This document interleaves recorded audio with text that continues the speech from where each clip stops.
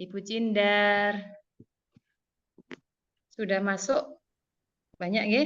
Gimana? Sudah dimulai Bu Ratna? Pak? Ya, Bu, Bisa siap. dimulai? Ya. Siap.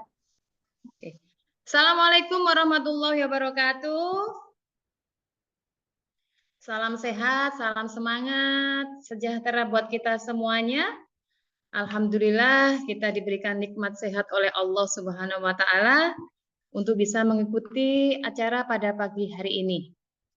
Pertama, yang saya hormati Ibu Nur Khotimah MPD selaku guru praktek, Ibu Ratna Susanti selaku calon guru penggerak angkatan 10 dari SDN Negeri Trepan, Kecamatan Babat, Kabupaten Lamongan. Serta Bapak Ibu peserta yang sangat berbahagia pada pagi hari ini. Bagaimana kabarnya? Luar biasa? Semangat? Alhamdulillah, semangat semuanya ya. Semangat nih Bapak Ibu, meskipun sudah agak siang, tapi semangatnya masih semangat pagi ya Ibu, Bapak Ibu semuanya. Pertama-tama marilah kita panjatkan puji syukur kehadirat Allah Subhanahu wa taala yang mana pada pagi hari ini kita diberikan nikmat sehat, diberikan nikmat tak terhingga untuk bisa mengikuti acara pemaparan diseminasi budaya positif dengan topik budaya positif di sekolah.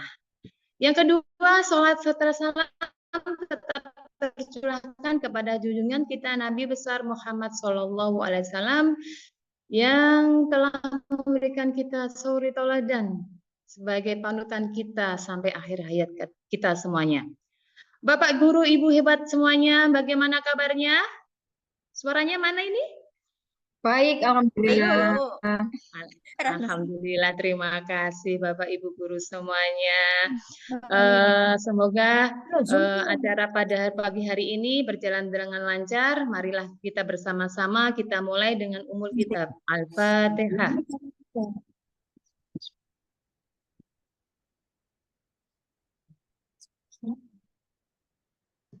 Terima kasih Bapak Ibu.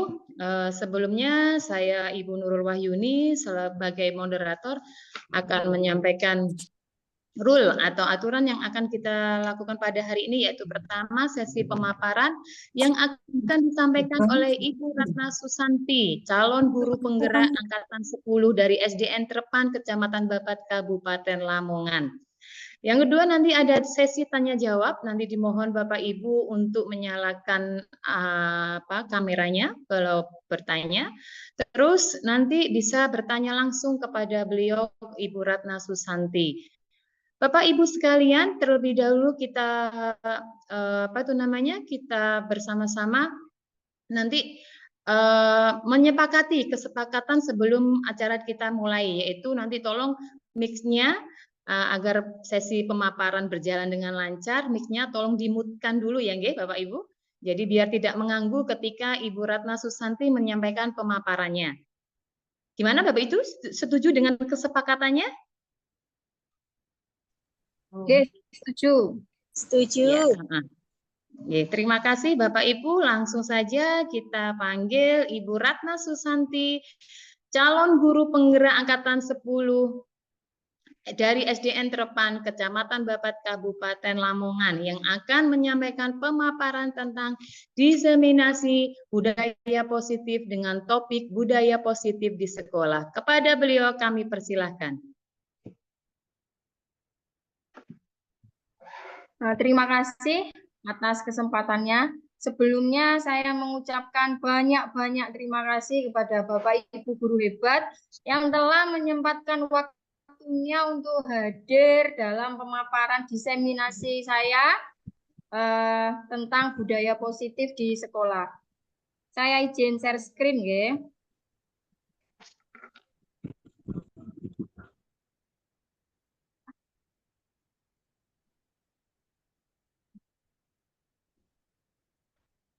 Gimana Pak? Sudah terlihat? Sudah, Bu. Sudah, Kakak. Terima kasih.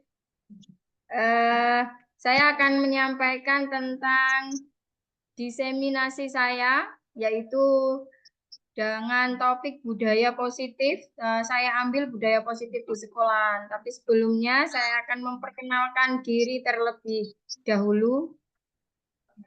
Saya adalah Ratna Susanti dari SD Negeri Terpan. Saya calon guru penggerak angkatan 10 di Kabupaten Lamongan. Nah, Bapak Ibu, guru hebat semuanya, sebelum saya memulai langsung kepada materi, saya ingin mengajak Bapak Ibu untuk merefresh otak kita sebentar, G. Nah, monggo. Dari gambar yang ada di screen panjenengan ini, saya ingin panjenengan mencari, meneliti, melihat ada berapa wajah dalam gambar tersebut. Nah, nanti saya mohon jawabannya untuk diletakkan di kolom chat. Monggo.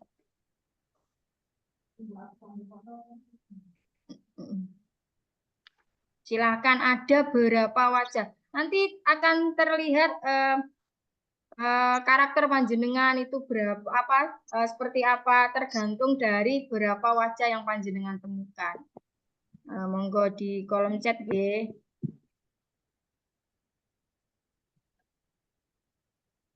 Ditulis di kolom chat, G.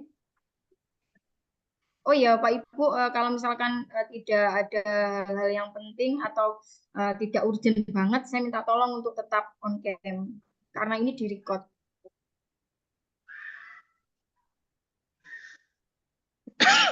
Monggo, baru Pak Garin ini. Satset. Ada berapa?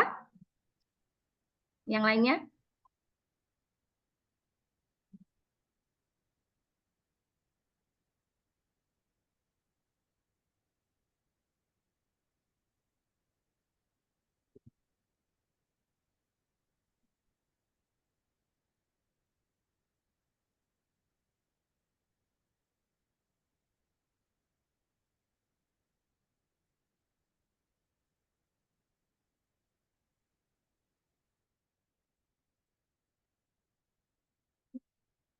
Aduh, senengnya. Ayo, monggo lagi.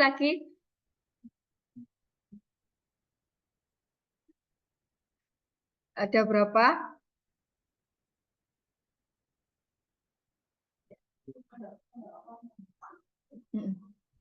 Monggo masih saya tunggu. Ada berapa? Dari yang 10, 12, ada yang 9, 11, 9. Monggo.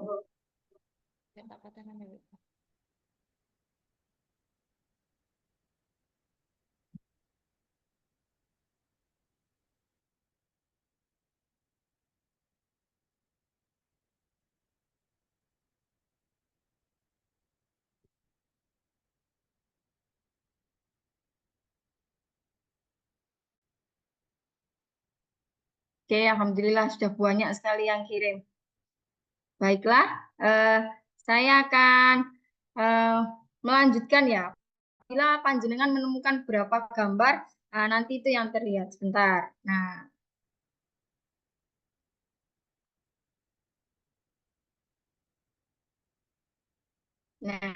ini sebentar.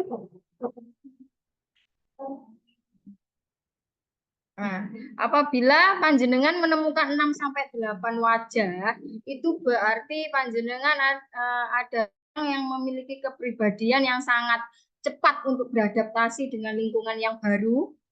Panjenengan juga orang yang sesuai dengan rata-rata kebanyakan orang, tidak mencolok dan bisa berbaur baik ya dengan orang-orang yang ada di sekitar Anda. Jadi seperti ini. Ini contoh kalau memilih atau menemukan 6-8 wajah. Nah, apabila lebih yang menemukan 10 wajah itu berarti panjenengan adalah orang yang sensitif. Jadi dikenal sekali pekannya, bisa mengekspresikan emosionalnya dengan baik. Selain itu juga menjadi orang yang mudah memahami perasaan orang lain yang ada di sekitar Anda tanpa orang itu memberitahu kepada Anda. Nah, ini contohnya kalau misalkan menemukan 10 wajah dalam gambar tadi ya. Nah, ini kalau misalkan menemukan 13 wajah, itu berarti adalah orang yang sangat sensitif, mudah tersinggung dengan perkataan orang lain, namun juga bisa memahami pengertian memahami dan mengerti perasaan orang lain dengan lebih baik karena kepekaan yang dimiliki. Nah, ini contohnya kalau 13 wajah. Nah, ini berikutnya ini yang hebat menurut saya karena bisa melihat lebih dari 13 wajah. Saya nggak nemu Bapak Ibu, makanya saya nggak bisa ngasih contoh kalau misalkan menemukan 13 wajah karena saya nggak nemu.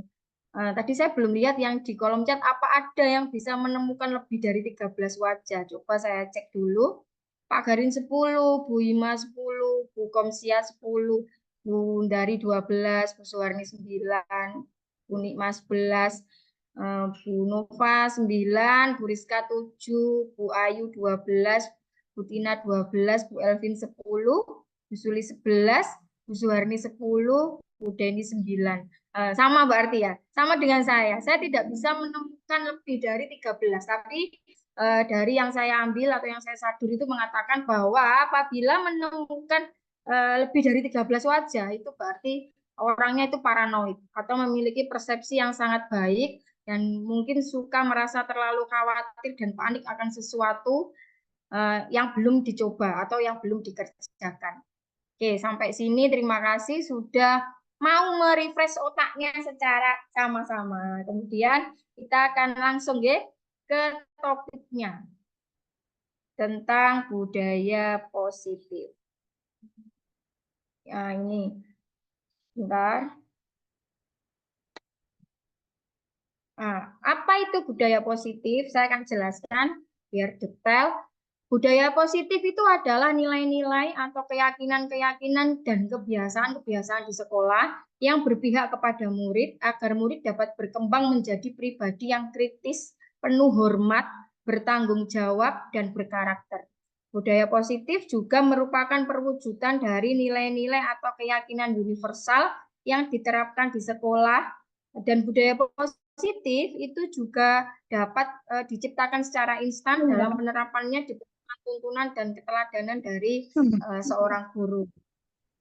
Kemudian, nah ini nanti yang akan kita pelajari, ya. Ada beberapa dimensi positif yang nanti akan kita pelajari. Di antaranya yang pertama adalah disiplin positif dan nilai-nilai kebajikan universal. Yang kedua, teori motivasi, hukuman dan penghargaan serta restitusi. Terus yang ketiga adalah keyakinan kelas. Yang keempat kebutuhan dasar manusia. Yang kelima itu adalah 5 posisi kontrol. Dan yang terakhir adalah segitiga restitusi. Ini yang pertama, dalam disiplin positif dan nilai-nilai kebajikan universal nanti ada 3 poin yang ingin saya jelaskan. Yang pertama adalah perubahan paradigma, kemudian disiplin positif itu sendiri, dan nilai-nilai kebajikan universal. Nah, untuk perubahan paradigma, saya ingin Anda membayangkan atau mengira seperti ini ya. Apabila coba Anda, kalau misalkan tidak ada teman di samping Anda, coba Anda bayangkan saja. Tulislah di secari kertas sesuatu hal yang menurut Anda sangat berharga atau apa yang Anda inginkan lah, sesuatu yang sangat-sangat Anda inginkan. Terus kemudian letakkan di salah satu tangan, terus digenggam benda tersebut itu dengan segala daya upaya dalam sebuah kepalan. Makanya kenapa kegiatannya adalah kepalan tangan. Nah, dikepal ya, dikepal seperti ini, dikepal. Kemudian bayangkan apabila ada orang lain, baik itu teman atau orang lain, yang ingin merebut dengan cara apapun. Misalkan membujuk, mengancam, menghardik, merayu, bahkan sampai yang paling buruk pun menyuap untuk bisa membuka kepalan tangan yang sudah Anda tadi genggam. Apa Bapak Ibu yang jenengan lakukan? Jenengan lepaskan atau tetap jenengan genggam? Saya ingin Bu Denis, monggo. Apa menurut panjenengan? Apakah kepalan itu tadi Anda buka, Anda berikan, atau tetap Anda kepal? Monggo. Bagaimana menurut jenengan?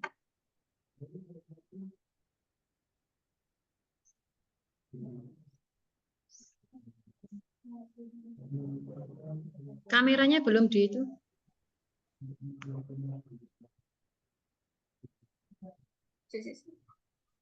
Sing CKB. Monggo Bu Denis. Ayo monggo. Bu Denis monggo. Pandu lagi, Bu. Atau kenapa?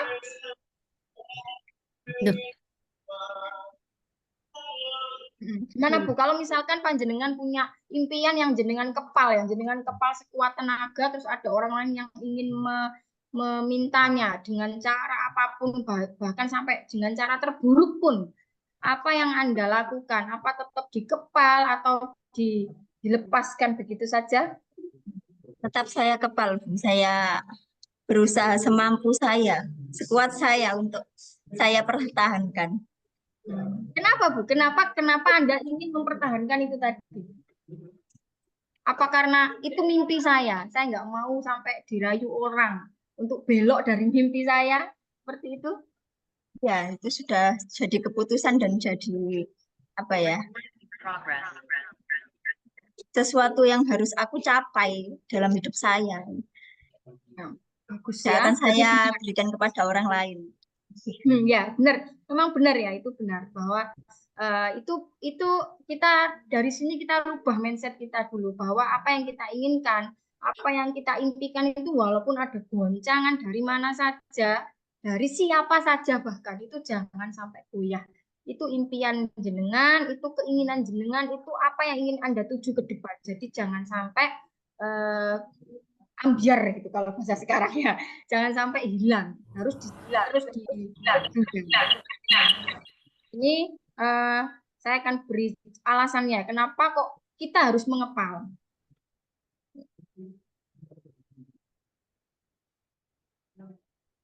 Jika kita meyakini sesuatu ya, jika kita meyakini sesuatu hal yang baik, yang akan memegang teguh keyakinan kita itu kita jangan sampai mudah digoyahkan, bahkan dipaksa, dirayu, atau disuap. Nah, keyakinan inilah yang disebut dengan paradigma, Bapak Ibu.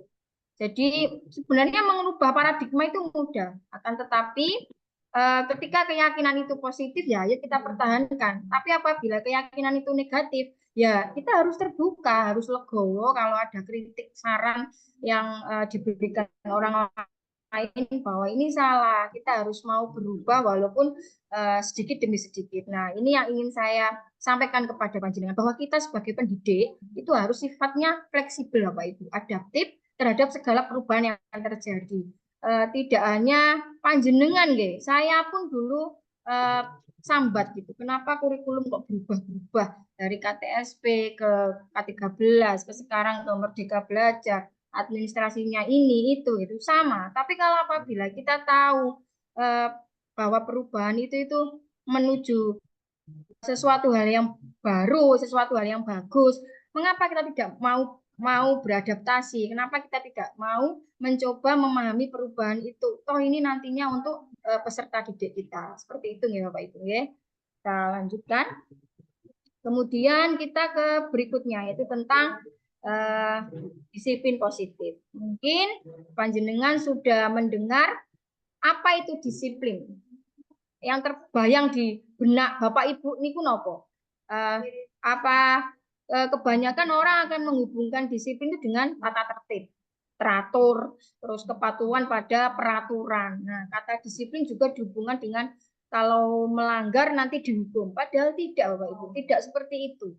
Ini mungkin yang salah persepsi kebanyakan orang. Nah, sebenarnya disiplin yang positif itu adalah seseorang yang memiliki disiplin itu berarti mereka bertanggung jawab dengan apa yang dilakukannya. Jadi murid yang memiliki disiplin positif adalah pribadi yang memiliki motivasi internal untuk melakukan tindakan yang sesuai dengan nilai-nilai kebajikan. Nah, sebagai pendidik, ini salah satu tugas kita, membimbing siswa untuk memiliki disiplin yang tadi ya sebentar. Disiplin yang bagus untuk dirinya sendiri. Nah, kemudian kita beranjak ke nilai-nilai kebajikan universal.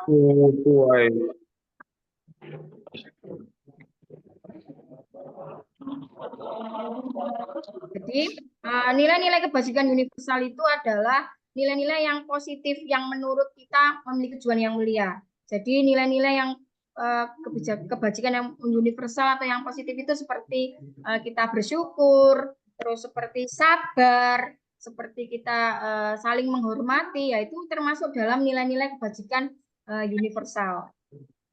Nah, sekarang menginjak ke dimensi yang berikutnya, yaitu tentang teori motivasi, hukuman, dan penghargaan restitusi. Ini ya, ini adalah teori motivasi perilaku manusia. Apabila saya, ini untuk anak didik kita ya, apabila saya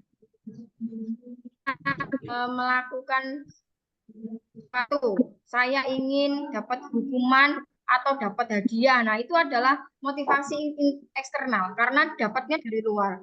Untuk menghindari ketidaknyamanan atau hukuman atau untuk mendapatkan imbalan. Jadi dia melakukannya seperti datang tepat waktu itu karena dia ingin dipuji gurunya. Nah, seperti itu adalah motivasi eksternal. Nah, yang harus kita lakukan saat ini adalah menumbuhkan motivasi internal, Bapak Ibu. Ya ini tujuannya disiplin positif, bahwa anak itu menghargai dirinya sendiri. Anak itu mau berubah atas dasar keinginannya sendiri. Jadi saya menghargai diri saya, sehingga saya akan menjadi orang yang seperti apa bila saya melakukan ini seperti itu. Nah, kemudian ini ya, kenapa hukuman dan penghargaan itu tidak efektif? Saya dulu mungkin kebanyakan sama dengan Bapak Ibu guru hebat yang lain, apa ya? Kalau misalkan ada anak yang tidak nurut itu akan melakukan hukuman, walaupun hukumannya ringan. Terus kalau misalkan anak itu sudah mencapai sesuatu yang kita harapkan diberi penghargaan, itu salah, Bapak Ibu. Sebenarnya itu salah. Karena hukuman itu dapat membuat anak sakit, baik itu fisik maupun hatinya ya. Jadi kayak nggak suka gitu, gelo gitu sama gurunya karena dihukum. Terus habis itu membuat merasa tidak nyaman. Jadi nggak nyaman karena sudah dapat hukuman tadi. Terus terpaksa, dia melakukan kegiatan biar tidak dihukum, akhirnya dia terpaksa. Terus membuat merasa takut juga, jadi dia nurut karena tidak mau dihukum oleh Bapak Ibu guru. Terus konsep dirinya buruk-buruk di sini ya karena dia melakukan sesuatu hal itu atas dasar tadi karena paksaan, karena takut. Jadi dia akhirnya aku tidak boleh gini biar aku tidak dihukum. Nah, seperti itu konsep diri yang buruk. Terus anak belajar untuk menyembunyikan kesalahan, iya akhirnya dia bohong, cari aman biar tidak dihukum, disembunyikan kesalahannya. Seperti itu. Kalau dalam penghargaan itu juga satu menyebabkan ketergantungan. Jadi dia mikirnya gini, aku harus begini biar dapat hadiah dari Bapak Ibu guruku seperti itu. Terus merusak hubungan antara murid. Ya ini juga sering terjadi karena apa? Menimbulkan iri dengki Bapak Ibu. Nanti temannya, kok itu terus yang dapat hadiah. Jadi menimbulkan iri dengki. Stimulus dan tanggapan ini juga memang stimulus anak juga mengakibatkan tanggapan juga. Jadi terus mematikan kreativitas murid ya karena dia mikirnya aku harus jadi yang terbaik. Aku harus jadi yang terbaik. Ben dapat hadiah atau biar dapat penghargaan, biar dipuji guruku. Sebenarnya konsep dirinya bagus karena dia punya keinginan, dia berusaha untuk jadi yang terbaik, biar dapat penghargaan tadi dia ingin jadi yang terbaik. Sebenarnya konsep dirinya tuh bagus. Terus kemudian anak belajar untuk mematuhi peraturannya karena dia ada udang di balik batu ya untuk mendapatkan penghargaan, jadi dia akhirnya mematuhi peraturan. Nah, sekarang apa itu restitusi? Nah, di sini dijelaskan bahwa restitusi adalah proses menciptakan kondisi bagi murid untuk memperbaiki kesalahan mereka sehingga mereka bisa kembali pada kelompok mereka dengan karakter yang lebih kuat.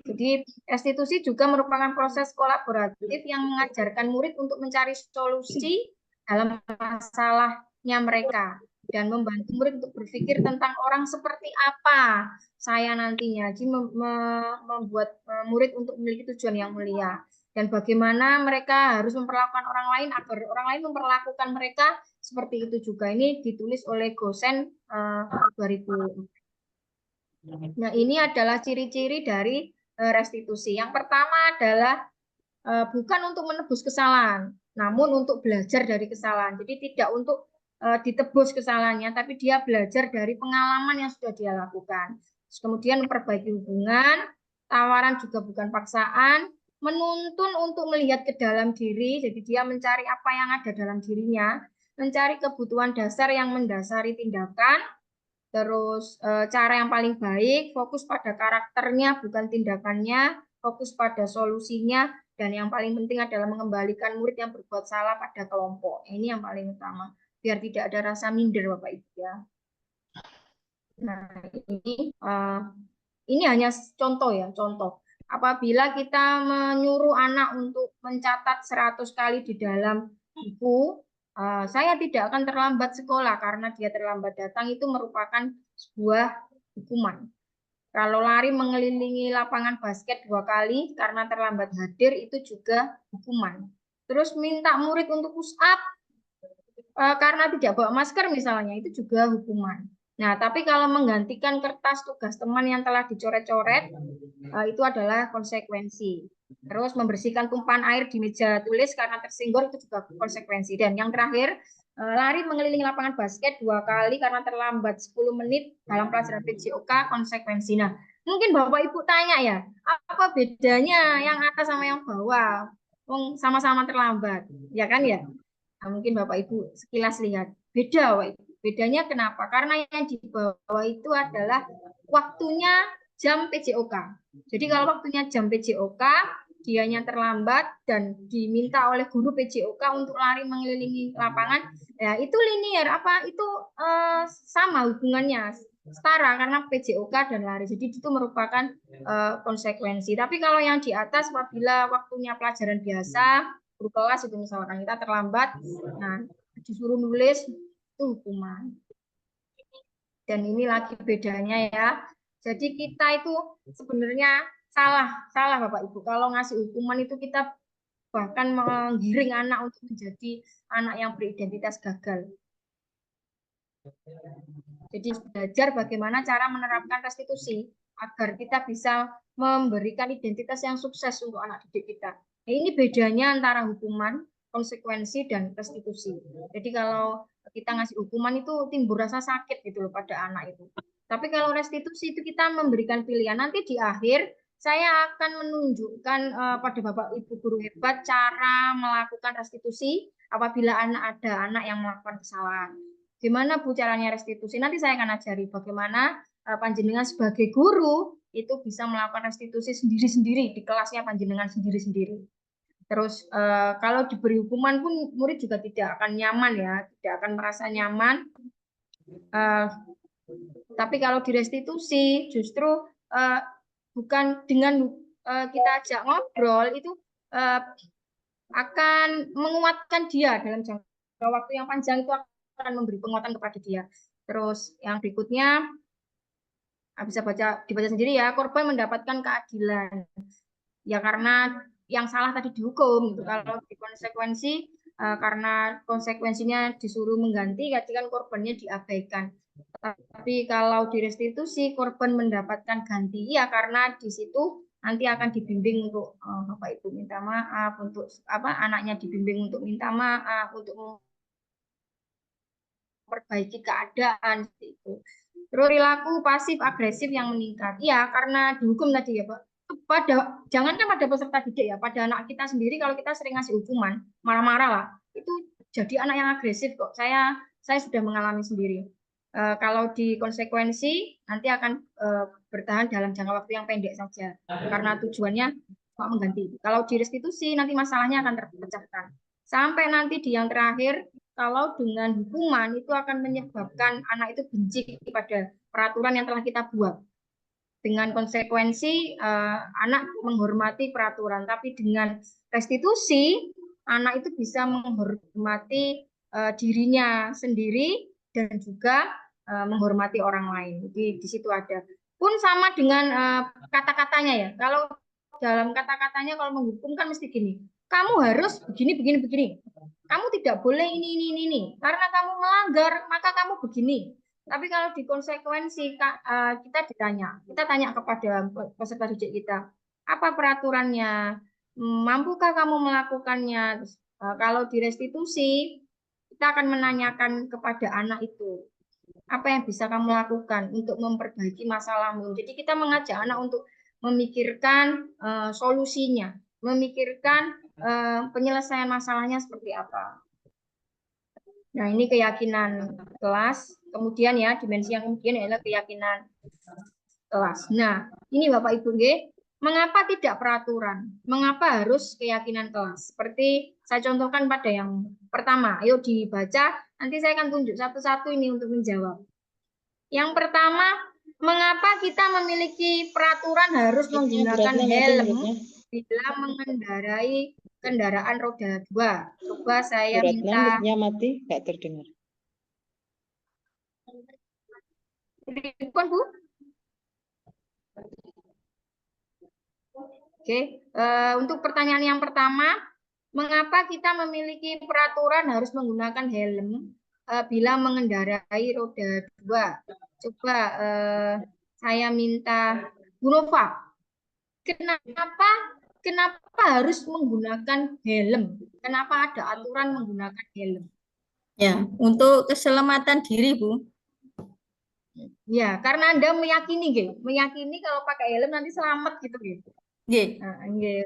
Nah, betul ya, memang memang itu.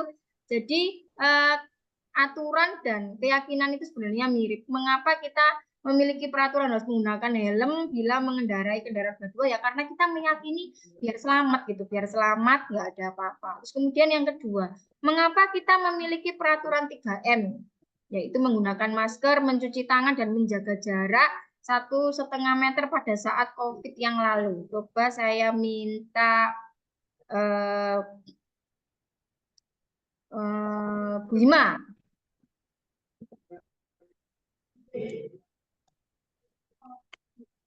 Kenapa percaya dengan hal itu? Mengapa kita memiliki peraturan 3M itu? Mana ya? Saya pilih yang kameranya on aja. Pak Garin, coba Pak Garin. Iya, Bu. Kenapa Bapak dulu waktu COVID itu kita meyakini peraturan 3M, menggunakan masker, terus mencuci tangan, juga menjaga jarak 1,5 meter. Kenapa Bapak? Menurut Anda? Ya, untuk mengantisipasi tersebarnya virus, Bu. Kan ya, meyakini Pak ya, kalau misalkan pakai 3M tadi, kita nggak kena COVID gitu, nggih? Mengantisipasi aja, Bu, bukan meyakini. Oh, gitu. Berbeda, meyakini dengan mengantisipasi. Oke, terima kasih. Nah, sekarang, terima kasih Pak G. Sekarang yang ketiga, mengapa kita memiliki peraturan harus datang tepat waktu pada saat mengikuti pelatihan? Ya, itu karena sebentar, Bu Afif coba. Kenapa kita memiliki peraturan harus datang tepat waktu pada saat mengikuti pelatihan? Monggo. Mic-nya?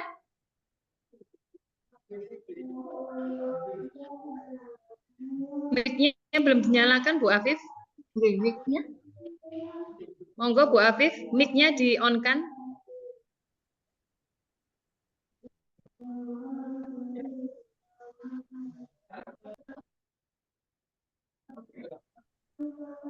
Nggak dengar ya? Suaranya belum masuk Bu Afif. Monggo, Masuk, silakan. nggih. Di-on-kan Bu Afif. Sudah, Bu Afif sudah bersuara, Bu. Tidak kedengaran, Bu. Oke, nggak ada suaranya.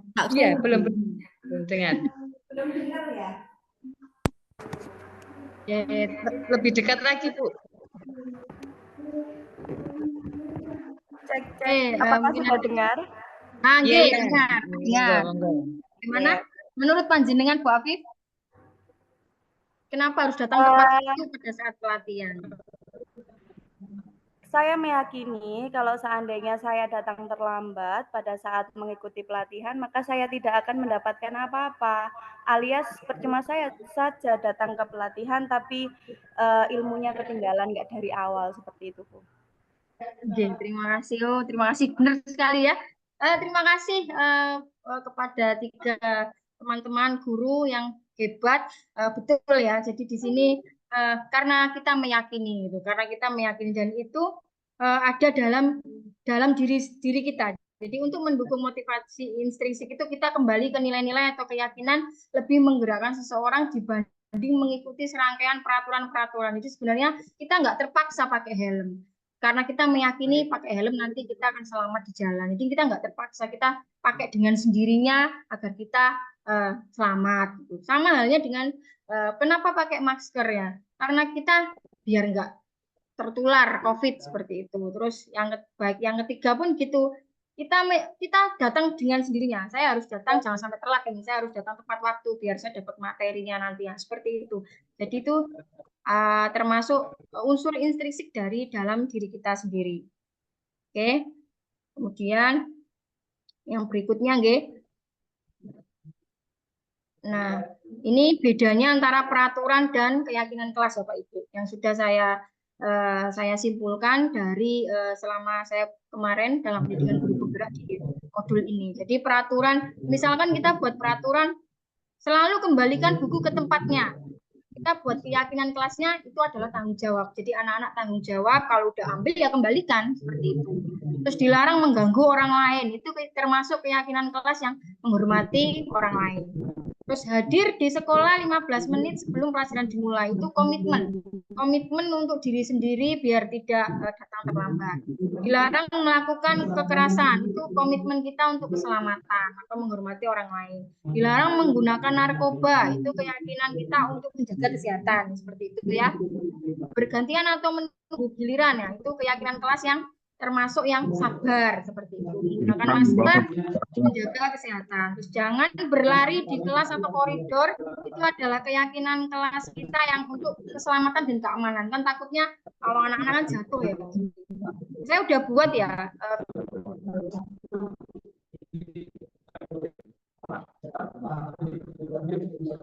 Nah, nanti bisa Anda praktekkan dengan murid-murid Anda. Ini saya persingkat. Sebenarnya videonya lama, tapi di sini saya persingkat. Nah, Assalamualaikum warahmatullahi wabarakatuh. Waalaikumsalam warahmatullahi wabarakatuh. Apa kabar hari ini? Sehat, alhamdulillah. Semangat pagi. Pagi, pagi, pagi, luar biasa, tetap semangat. Yes, yes, yes. Oke, tempo kelas 4. Cerdas, baik hati, hormat guru, sayang teman, sopan santun kelas 4. Hebat, cermat, berbakat. Yes, yes, yes. Oke, terima kasih. Hari ini Bu Ratna akan meminta kalian untuk membuat keyakinan kelas kita, yaitu keyakinan kelas 4. Nanti Bu Ratna akan membagikan kepada kalian satu persatu. Terus nanti kalian tulis mau kesepakatan kelas seperti apa. Paham? Paham ya? Satu-satu nanti semuanya juga akan menempel di sini satu per satu. Oke, ditulis di baliknya yang terdapat perekatnya atau lem. Paham ya? Bu Ratna akan bagi satu persatu.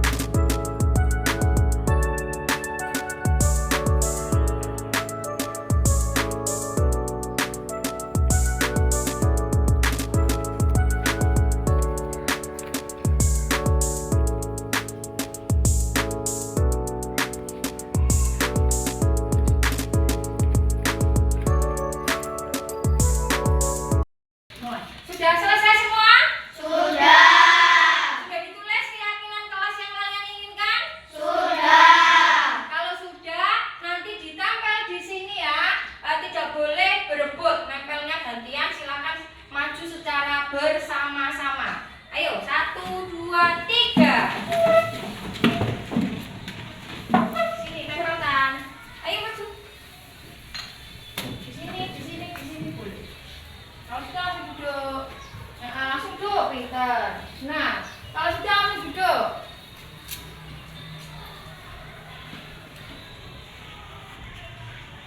Sini masih kosong.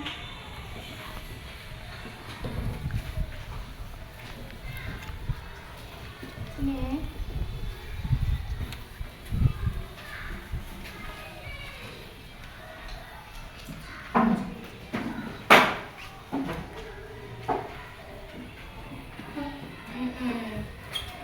Oke ya, sudah. Nah, kita lihat sama-sama keyakinan kelas yang sudah kita buat.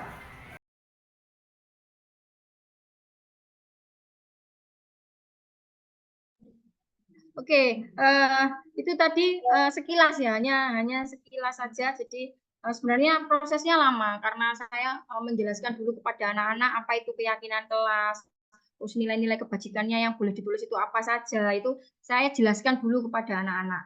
Sesudah saya jelaskan nilai kebajikan yang boleh dipilih itu apa saja, terus baru anak-anak akan menulis di dalam kertas yang sudah saya bagikan tadi untuk ditempel di depan. Nah, setelah ditempel pun nanti akan dipilah berapa yang memilih untuk saling menghormati, berapa yang memilih untuk sabar, berapa. Nah, itu nanti akan menjadi keyakinan kelas kita. Kalau di kelas 4, saya kan ngajar kelas 4 ya. Kalau di kelas 4 itu ada, saya udah tempelkan di tembok itu, di tembok di ruang kelas itu keyakinan kelas yang memang saya buat dengan anak-anak dari tahun ajaran baru. Justru malah sebelum saya kenal pendidikan guru penggerak ini saya sudah coba buat gitu. Ternyata alhamdulillah ini tuh manfaatnya seperti saya sekarang lebih pahamnya setelah mengikuti pendidikan ini. Keyakinan kelas itu seperti ini. Saya dulu hanya sekilas bikin sekilas seperti itu, tanpa sadar saya sudah melakukannya. Dan sekarang kita ke kebutuhan dasar manusia, ya. Jadi dimensi yang berikutnya ini, dimensi kebutuhan dasar manusia. Nah, kebutuhan dasar manusia itu ada 5, Bapak Ibu guru hebat ya. Yang pertama adalah kebutuhan bertahan hidup atau survival, kasih sayang dan rasa diterima, terus kebebasan, kesenangan, dan penguasaan. Nah, ini tuh ada di diri murid-murid kita, kalau kita bisa memahami.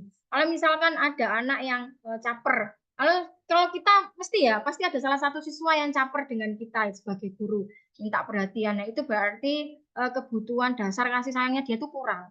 Rasa diterimanya dia itu kurang sehingga dia itu nyarinya dengan ya seperti itu, cari perhatian kepada gurunya. Terus apabila ada anak yang nggak mengerjakan PR, ditanya kenapa malas buat, jawaban kadang seperti itu ya. Itu karena kebutuhan dasar kebebasannya kurang. Jadi dia merasa mungkin terkengkang kok sekolah, di rumah PR gitu. Kebebasannya kurang. Terus nanti mungkin Anda juga menemui siswa yang suka sekali jarak temannya, sampai temannya itu nangis.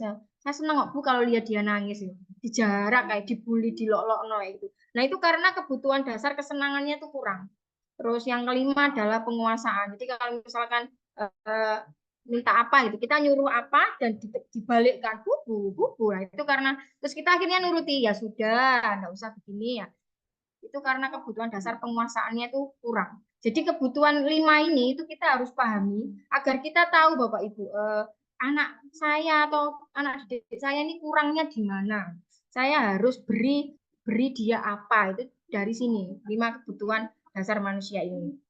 Nah, ketika seorang murid melakukan suatu perbuatan yang bertentangan dengan nilai-nilai kebajikan atau melanggar peraturan, itu sebenarnya yaitu karena mereka gagal memenuhi salah satu kebutuhan dasar mereka. Jadi seperti sudah saya contohkan tadi ya, salah satunya yang caper, cari perhatian ke guru, itu karena kebutuhan dasar kasih sayangnya kurang. Dan tadi contoh-contoh yang lain. Sekarang 5 posisi kontrol guru. Nah, ini juga penting Bapak Ibu untuk kita karena sebelumnya posisi penghukum itu yang kebanyakan dilakukan oleh para Bapak Ibu guru, padahal itu bukan posisi kontrol yang bagus sebagai seorang pendidik.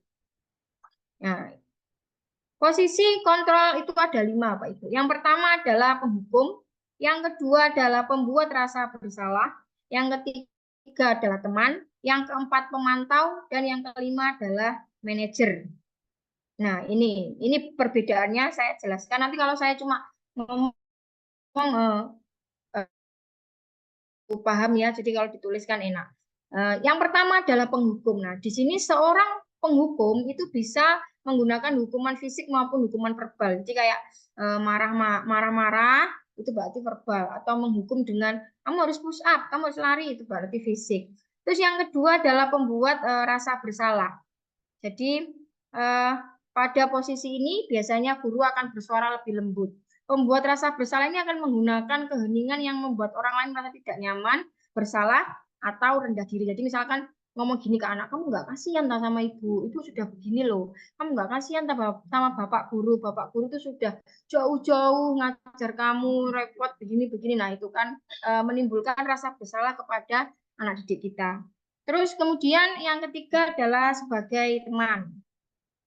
Guru pada posisi ini tidak akan menyakiti murid, namun akan tetap berupaya mengontrol murid melalui persuasi. Jadi diajak ngobrol. Kenapa nak kamu kok begini? Diajak curhat-curhatan itu loh. Biasanya kan gitu ya. Kita ambil dari hati ke hati. Nah, itu posisi ini. Terus yang kelima adalah pemantau. Memantau berarti mengawasi. Pada saat kita mengawasi, kita bertanggung jawab atas perilaku orang-orang yang kita awasi. Nah, di sini kita hanya melihat anak ya, jadi pemantau. Jadi kayak misalkan pada waktu istirahat, anak itu entah lari-larian, entah bermain apa. Nah, gurunya itu hanya mantau. Jadi dilihat aja. Nanti kalau yang berlebihan baru kita bertindak. Tapi kalau dikira tidak berlebihan ya sudah dilihat aja dari jauh atau dari kantor. Dan yang terakhir ini adalah posisi yang terbaik, posisi yang harus kita lakukan, posisi yang harus kita terapkan yaitu sebagai manajer. Posisi ini itu guru berbuat sesuatu bersama dengan murid, mempersilahkan murid mempertanggungjawabkan perilakunya, mendukung murid agar dapat menemukan solusi atas permasalahannya sendiri. Jadi di sini kita itu mengajak murid untuk berpikir, kamu mau kesalahanmu digimanakan, kamu mau jadi apa, kamu mau gimana dengan kesalahan. Jadi disuruh cari solusinya. Aku harus gimana ya setelah aku berbuat seperti ini ya? Aku harus maaf, apa aku harus begini, apa harus begitu ya, seperti itu. Jadi anak itu diajak untuk memikirkan kembali, merenungkan kembali kesalahannya, kemudian mencari solusinya. Nah, ini bedanya nggih, bisa dilihat perbedaan antara menjadi penghukum atau pembuat rasa bersalah, teman, pemantau, dan manajer.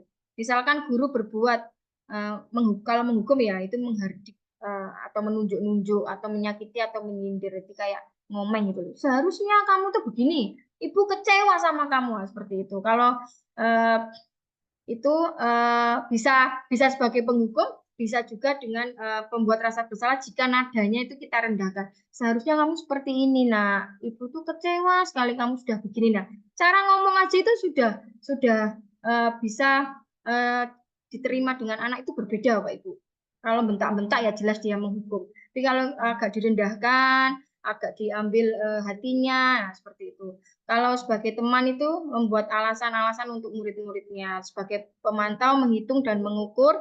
Sebagai manajer itu mengajukan pertanyaan-pertanyaan. Kemudian guru berkata lagi, kalau kamu tidak melakukan, awas ya, rasakan. Seperti itu. Ini bisa dibaca nggih. Dan hasilnya itu kalau penghukum itu otomatis memberontak, menyalahkan orang lain, kemudian berbohong karena tadi mencari aman, jadi dia berbohong. Pun dengan pembuat rasa bersalah, dia bisa menyembunyikan, menyangkal, juga berbohong. Kalau sebagai teman nanti akhirnya ketergantungan. Jadi, kalau ada bapak pengennya cerita ke gurunya, kalau ada bapak pengennya cerita lagi ke gurunya. Kalau untuk pemantau, jadi menyesuaikan diri bila diawasi. Jadi kalau diawasi dia berbuat baik Bapak Ibu. Kalau nggak diawasi ya los seenaknya. Kalau di manajer kita menguatkan pribadinya. Karena tadi kamu udah salah, kamu harus gimana, kamu maunya apa, seperti itu. Dan kaitannya dengan dunia berkualitas, ya ini bisa dibaca ya. Murid meletakkan guru di luar dunianya. Jadi kalau itu sebagai penghukum, kalau pembuat rasa bersalah, murid meletakkan guru di dalam dunianya. Terus kalau sebagai teman, murid meletakkan guru sebagai orang yang sangat penting di dunianya. Terus murid meletakkan guru, peraturan dan hukum di dunia yang berkualitas, serta murid meletakkan dirinya sebagai yang positif. Jadi dirinya sendiri. Beda dengan yang lain. Coba yang lain kan murid meletakkan guru. Tapi kalau di manajer, murid itu meletakkan dirinya sendiri. Jadi orang yang lebih positif gitu. Dampaknya untuk murid ya, kalau dihukum ya akan mengulangi kesalahan, nanti dihukum lagi, salah dihukum lagi ya seperti itu. Tapi kalau pembuat rasa bersalah akhirnya merasa rendah diri. Saya sudah buat guru saya seperti ini, saya sudah buat guru saya kecewa, jadi rendah diri akhirnya. Kalau sebagai teman ya karena ketergantungan cerita terus sama gurunya, akhirnya dia lemah, tidak mandiri, bergantung ke gurunya. Sedangkan kalau pemantau menitik beratkan pada sanksi atau hadiah untuk dirinya, karena diawasi tadi ya, jadi diawasi, kalau dilihat dia baik, kalau tidak dilihat ya loss, tidak. Kalau untuk manajer mengevaluasi diri, bagaimana cara memperbaiki diri, dia mengevaluasi dirinya sendiri. Aku sudah salah, aku harus begini, seperti itu. Oke, nah ini ada video tentang cara guru menjadi kelima posisi kontrol tersebut. Jadi nanti akan terlihat sekali Bapak Ibu guru hebat perbedaannya apa. Video ini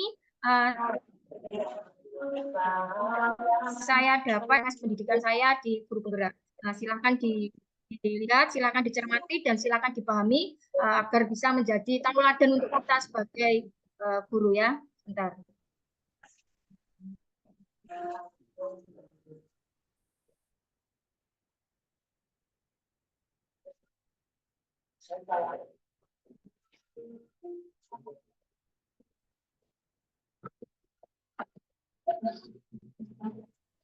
Suaranya belum muncul, Bu Ratna. Suaranya kurang keras, speakernya. Ya, sebentar.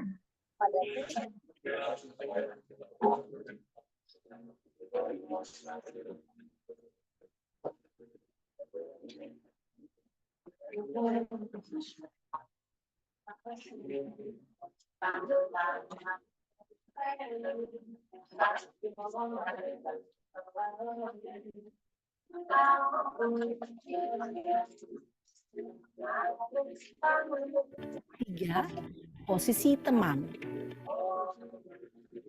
Mbak, yang ini tapi yang ilmu apa body.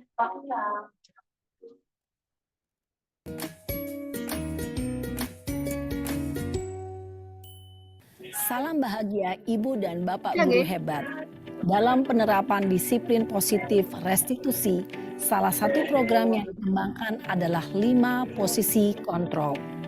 5 posisi kontrol dalam restitusi adalah proses perjalanan seorang pendidik agar dapat mengenali dirinya. Pada video kali ini, kita akan membahas tentang 5 posisi kontrol yang dikembangkan oleh Brian Gosling dan contoh penerapannya.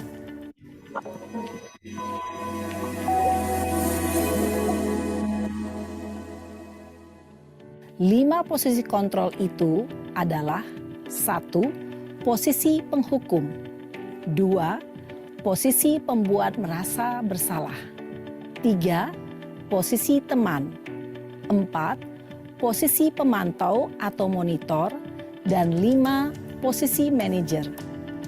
Untuk lebih memahami kelima posisi tersebut, mari kita saksikan kasus Naren yang terlambat hadir 20 menit di sekolah dan melihat bagaimana kelima posisi kontrol dalam menghadapi masalah tersebut.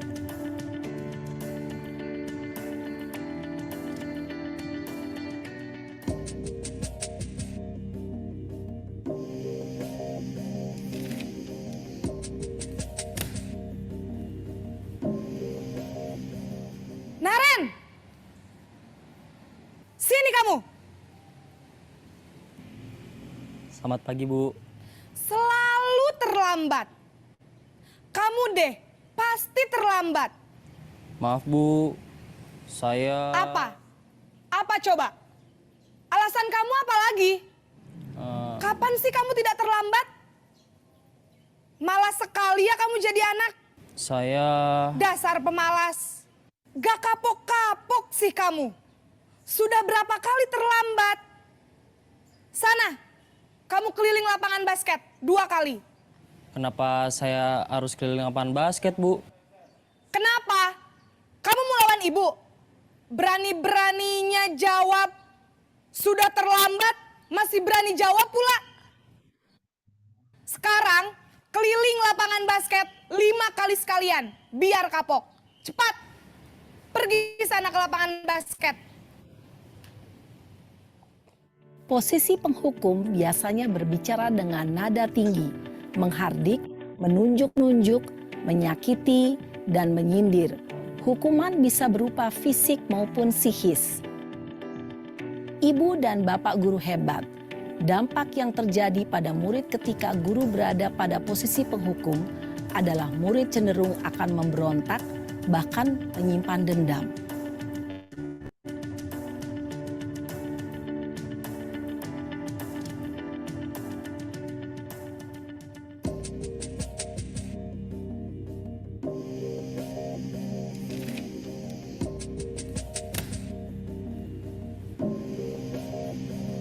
Naren!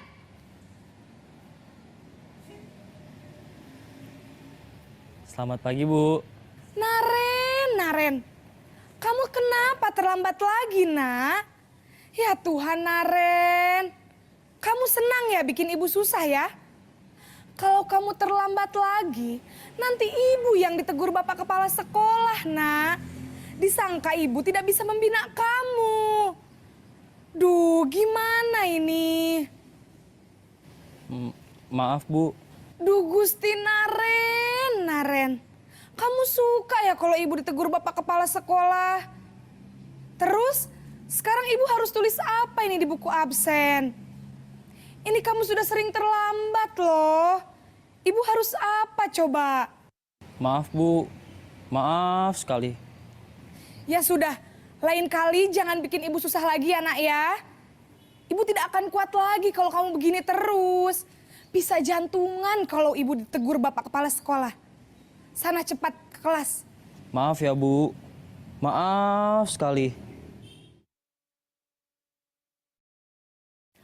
Posisi pembuat rasa bersalah berbicara dengan nada tenang, cenderung lembut. Namun kata-kata yang diutarakan membuat murid merasa menjadi orang yang gagal. Memandang buruk dirinya sendiri, merasa tidak berharga, dan tidak sanggup membahagiakan orang lain. Ketika guru mengambil posisi pembuat rasa bersalah, murid akan menganggap dirinya yang bersalah dan ia akan menyimpan emosi negatif tersebut di dalam dirinya.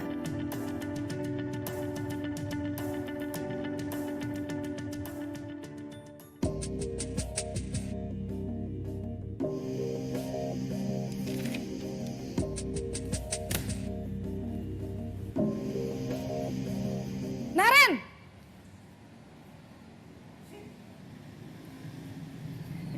Selamat pagi, Bu. Wah, sudah jam berapa ini, nak? Terlambat lagi ya, sayang. Iya, Bu. Habis ibu saya lupa bangunkan saya, Bu.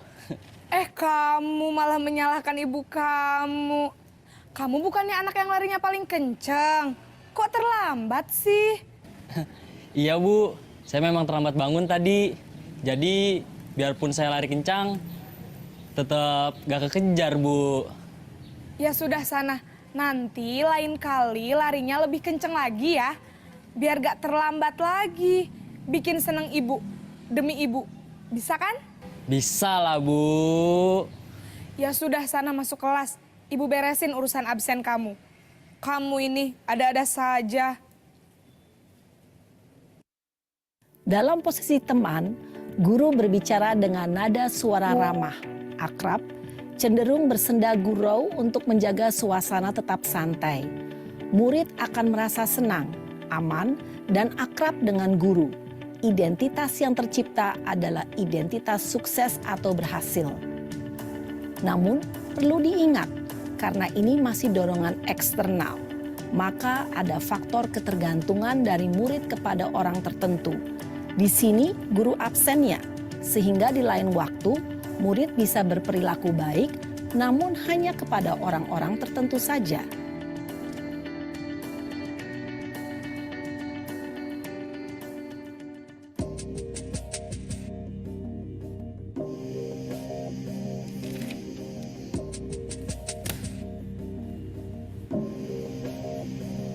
Naren!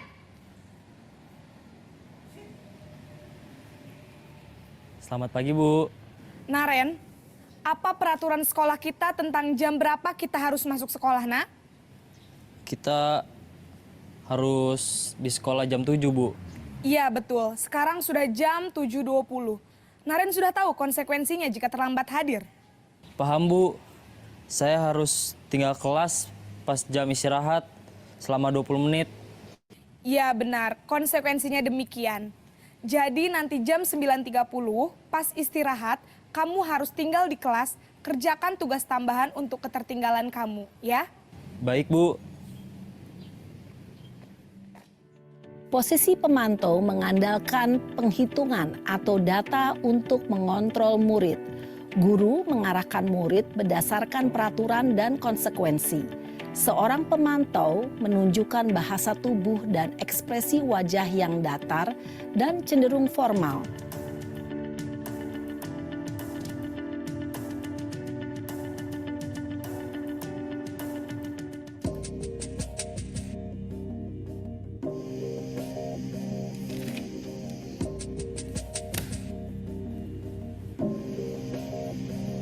Naren!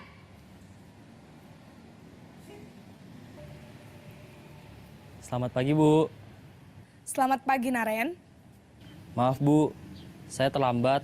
Iya, sekolah masuknya jam 7, sekarang sudah jam 7.20. Jadi sekarang bagaimana ini, Naren? Maaf, Bu. Saya lupa setel alarm saya semalam. Baiklah, menurut kamu, keyakinan sekolah yang mana yang perlu kamu tingkatkan? Menghargai diri sendiri dan orang lain mungkin ya, Bu. Setuju. Jadi, apakah Naren meyakini prinsip saling menghormati tersebut? Iya, Bu. Saya meyakininya. Apakah Naren bersedia memperbaiki masalah keterlambatan ini? Bersedia, Bu. Bagaimana kamu akan perbaiki masalah keterlambatan ini? Saya akan coba untuk tidak lupa menyetel alarm saya, Bu. Baik, kalau Naren lupa menyetel alarm di rumah, ada orang yang kira-kira bisa bantu mengingatkan tidak? Ada, Bu. Kakak saya, Kak Ema. Ada lagi selain Kak Ema? Selain Kak Ema, ada ibu saya. Baik, jadi yang mengingatkan Naren adalah Kak Ema dan ibu kamu ya? Kira-kira akan mulai setel alarm kapan nih, Naren? Setelah pulang sekolah, akan segera saya lakukan. Baik, jadi Naren akan setel alarm untuk bangun besok pagi dan akan diingatkan oleh kakak dan ibunda Naren ya. Ada lagi yang mungkin perlu dilakukan, Naren? Agar tidak terlambat bangun lagi. Tidak ada, Bu. Baik, Naren. Terima kasih untuk kerjasama kamu. Sekarang kamu perlu kembali ke kelas untuk belajar. Baik, Bu. Terima kasih. Posisi manajer adalah posisi kontrol yang disarankan untuk membimbing murid memiliki sikap disiplin yang positif, yaitu murid yang mandiri, bertanggung jawab, dan dapat memecahkan masalah. Tujuan dari posisi ini adalah agar murid dapat berefleksi atas tindakannya. Guru akan dengan tulus memberikan pertanyaan-pertanyaan bermakna, sehingga membuat murid dapat belajar dari kesalahannya dan mencari sebuah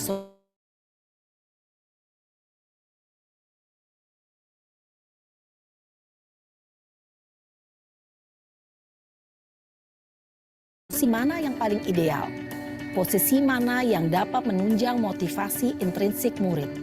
Ya, tentu posisi manajer. Posisi ini memang posisi ideal yang ingin dituju setiap pendidik. Pada posisi inilah, guru dapat menerapkan disiplin positif yang berpihak pada murid, yang memerdekakan murid. Perjalanan seorang pendidik tentunya tidak mudah untuk sampai pada posisi seorang manajer. Namun, tujuan kita pasti, yaitu menciptakan murid-murid yang mandiri, merdeka, dan bertanggung jawab.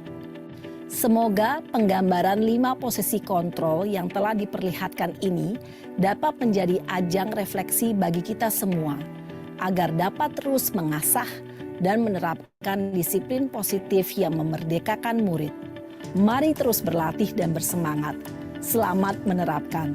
Salam dan bahagia Ibu dan Bapak Guru hebat.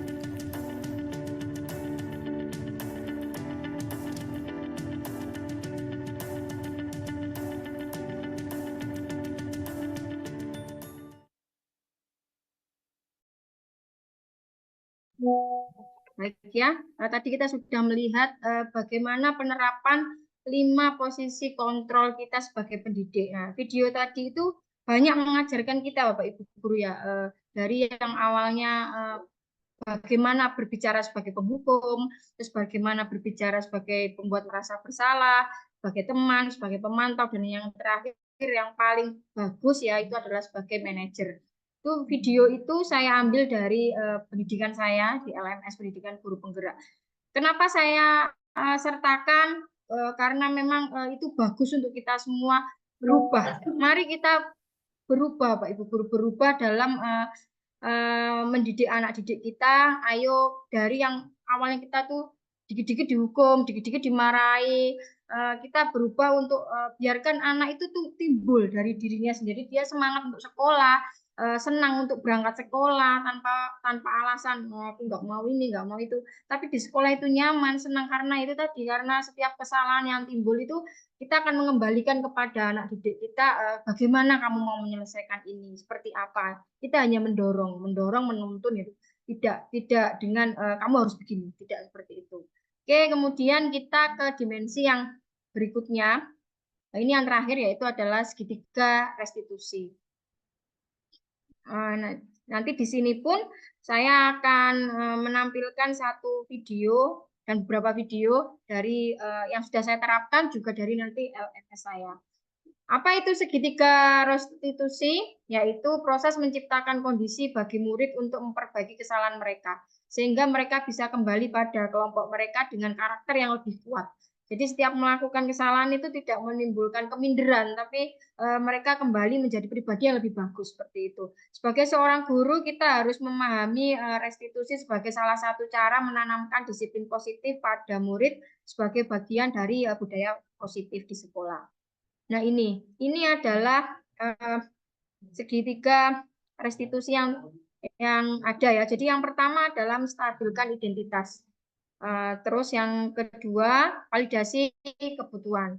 Terus yang terakhir adalah menanyakan keyakinan. Jadi ada poin-poin tertentu. Sama seperti halnya tadi 5 posisi kontrak, ada kata-kata yang sebagai acuan. Kalau jadi penghukum, acuannya adalah ini ya, sama. Kalau ini setiap kita menstabilkan identitas, yang kita tekankan adalah kata-kata seperti ini. Setiap orang pasti pernah melakukan kesalahan. Jadi biar dia tidak merasa saya bersalah gitu, tapi kita ngasih tahu bahwa enggak sampean tok itu yang salah, semua orang itu juga salah, seperti itu. Terus kemudian validasi kebutuhan, jadi kita menanyakan alasannya.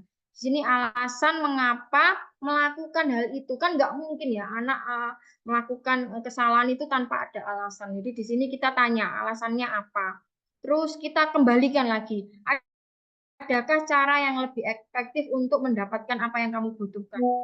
Setelah melakukan kesalahan kita tanya, misalnya nggak begitu, apa ada cara lain selain itu, jadi seperti itu. Terus kemudian yang terakhir adalah menanyakan keyakinan. Jadi seperti yang tadi saya bilang, kita bikin dulu keyakinan kelas yang disepakati oleh satu kelas, dan nilai-nilai itu kita sepakati bersama. Jadi kalau misalkan dia melakukan kesalahan, kita tanya keyakinan mana yang sudah kamu langgar, seperti tadi di manajer Laren kan ditanya keyakinan mana yang sudah kamu langgar. Naren jawab menghargai diri sendiri dan orang lainnya.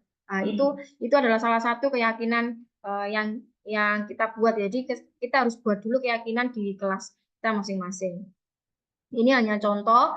Apabila menstabilkan identitas untuk membuat anak yang merasa gagal karena berbuat salah menjadi positif terhadap dirinya, itu gurunya berkata seperti ini. Berbuat salah itu hal yang manusiawi. Boleh juga tidak ada manusia yang sempurna. Boleh juga Bapak Ibu juga pernah kok buat salah. Nah, kita bisa menyelesaikan masalah ini. Bapak Ibu tidak tertarik untuk mencari tahu siapa yang benar, siapa yang salah. Bapak Ibu lebih tertarik untuk menyelesaikan masalah. Terus yang terakhir, kalau kamu menyalahkan dirimu sendiri terus-menerus, apakah kamu bersikap baik pada dirimu sendiri? Nah, ini tujuannya itu agar dia tidak rendah diri, agar dia tidak merasa bersalah ya. Jadi kita kasih tahu, kita beri penguatan bahwa tidak hanya dia saja yang pernah berbuat salah. Habis itu validasi kebutuhannya. Jadi membantu murid mengenali basicnya kebutuhan dasar yang ingin dipenuhi. Tadi kan sudah saya sebutkan di depan 5 kebutuhan dasar manusia. Terus pada dasarnya setiap tindakan manusia itu tujuannya adalah memenuhi kebutuhan dasar tadi. Ya, apa itu penguasaan, kebebasan, kasih sayang, dan rasa diterima, kesenangan, atau untuk bertahan hidup. Nah, gurunya berkata, ini kata-kata ya, nanti dipakai salah satu saja. Kamu bisa saja kan melakukan hal yang lebih buruk, tetapi kamu tidak melakukannya kan, atau kamu pasti punya alasan mengapa melakukan ini, atau apa ini penting bagi kamu, atau kamu boleh tetap berusaha menjaga sikap ini, tapi tambahkan sikap yang lain, yang baru. Maukah kamu belajar dari cara lain untuk mendapat yang kamu butuhkan tanpa harus memukul? Dan yang terakhir, apakah kamu bisa melakukan dengan baik besok lagi? Jadi biar tidak diulangi. Yang terakhir adalah menanyakan keyakinannya. Jadi melihat kesalahannya itu dihubungkan dengan norma sosial atau nilai-nilai yang mendasari manusia berinteraksi dengan orang lain. Jadi kita tanya apa nilai keyakinan yang kita percaya di kelas ini dari keyakinan kelas yang sudah kita buat tadi. Jadi sebenarnya Bapak Ibu guru ya, jadi materi yang saya sampaikan dari depan sampai belakang ini tuh saut-sautan gitu. Ada sangkut pautnya. Ini hubungannya sama ini hubungannya sama ini ya, seperti itu. Nilai-nilai universal apa yang telah kita sepakati ya, ini sama dengan tadi yang di depan, perubahan paradigma tadi itu. Kelas yang ideal itu seperti apa? Kamu ingin jadi anak seperti apa? Apa yang kamu rasakan ketika kamu melakukan itu? Dan kamu menjadi orang yang seperti apa. Ini saya ada video yang saya juga ambil dari LMS saya. Silakan dipahami dan silakan diperhatikan penerapan dari segitiga restitusi ini.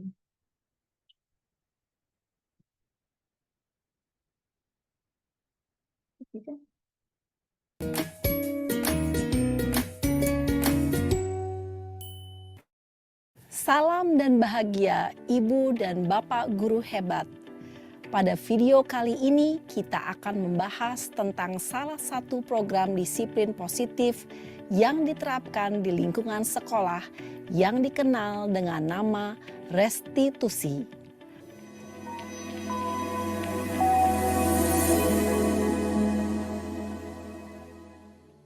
Restitusi dikembangkan oleh pakar pendidikan Diane Gosson, berlandaskan pada teori kontrol Dr. William Glasser. Segitiga restitusi adalah suatu proses dialog yang dijalankan oleh guru atau orang tua agar dapat menghasilkan murid yang mandiri dan bertanggung jawab. Pada saat guru di posisi manajer, aspek yang dikembangkan pada murid adalah motivasi intrinsik, sehingga penanaman nilai-nilai kebajikan dapat tumbuh dan berkembang menjadi suatu kebiasaan positif yang akhirnya membentuk karakter murid. Proses dialog ini terdiri dari 3 langkah yang digambarkan pada ketiga sisi pada segitiga restitusi. Sisi pertama adalah menstabilkan identitas. Sisi yang kedua adalah validasi tindakan yang salah. Dan sisi yang ketiga adalah menanyakan keyakinan. Ibu dan Bapak guru, berikut ini akan ditunjukkan bagaimana seorang guru berada dalam posisi manajer menggunakan penerapan segitiga restitusi.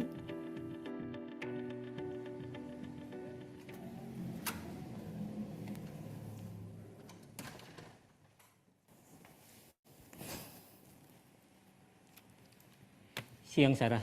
Siang, Pak. Sudah lama nggak ketemu Sarah? Kenapa hari ini ada di sini? Kesel, Pak. Kesel banget. Masa aku dikatain tukang fitnah, Pak? Ya aku marah lah. Aku balik ngatain Eka di depan kelas. Kesel banget. Oh, begitu. Ya pasti kamu marah dan kesal. Bapak juga akan marah apabila ada yang menuduh Bapak seperti itu. Kemudian pada saat itu kamu mau melakukan apa? Ya saya langsung ngatain Eka lah Pak. Kesel banget. Saya bentak-bentak dia depan teman-teman lain. Oh begitu. Pasti kamu melakukan seperti itu karena suatu alasan tertentu bukan? Iyalah, masa saya diam saja Pak? Ya saya bela diri lah. Masa saya dituduh tukang fitnah? Ya wajar lah. Mempertahankan harga diri itu sesuatu yang penting buat kamu. Untung kamu tidak bertindak lebih gegabah lagi. Hanya membentak-bentak. Iya Pak. Untung saya masih bersabar dan hanya membentak saja. Sudah gemes padahal. Saya pasti bela diri lah. Ya pasti ya. Tapi kamu memilih untuk tetap bertahan dan bersabar. Kamu memilih untuk tidak berbuat lebih parah lagi bukan? Iya. Nah, sekarang coba kita lihat lagi. Tindakan kamu yang bentak-bentak Eka di kelas. Tindakan kamu itu kira-kira sesuai dengan keyakinan kelas atau prinsip kamu tidak? Enggak lah Pak. Capek Pak jadi pemarah. Jadi keyakinan atau prinsip mana yang kurang sesuai dengan keinginan kamu? Ya, saya sebenarnya sangat menghargai orang lain. Mungkin saat itu saya menjadi emosi. Jadi tidak menunjukkan sikap itu. Kamu meyakini tidak? Menghargai orang lain itu penting buat kamu. Yakinlah Pak. Iya, setuju. Kita harus saling menghargai. Namun, ada juga keyakinan yang kita sepakati yang perlu kita jalankan apabila kita sedang marah, bukan? Ya saya bisa lebih proaktif, mulai dengan diri sendiri. Saya bisa jadi lebih bersabar, mengambil waktu jeda untuk berpikir mau apa selanjutnya. Kira-kira kamu bersedia memperbaiki masalah ini tidak? Bersedia Pak. Kalau kamu memperbaiki masalah ini, kamu akan menjadi orang seperti apa? Saya akan menjadi orang yang bertanggung jawab kali ya Pak. Dan senantiasa proaktif. Iya, menurut kamu bagaimana rasanya menjadi orang seperti itu?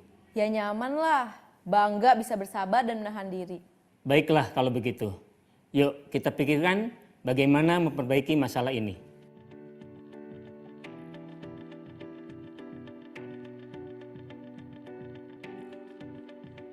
Ibu dan Bapak guru hebat, baru saja kita menyaksikan contoh bagaimana seorang guru berada dalam posisi manajer menggunakan penerapan segitiga restitusi.